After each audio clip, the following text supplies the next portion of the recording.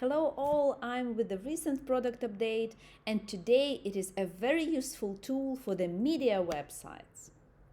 It is Google Discover. Right now you are having a new section in your Google Search Console model with the information about Google Discover efficiency.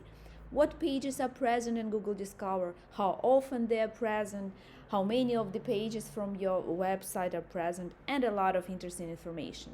So just pick up the period you want to analyze. Let's pick up the last 30 days.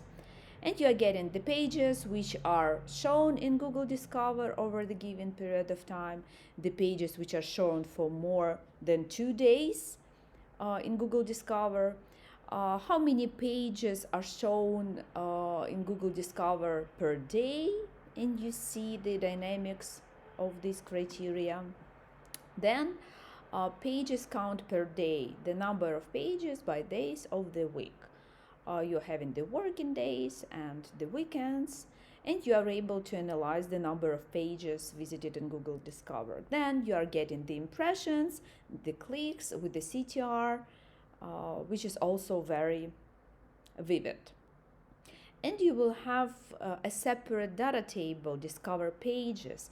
And here you will find the exact pages which were shown in the Google Discover.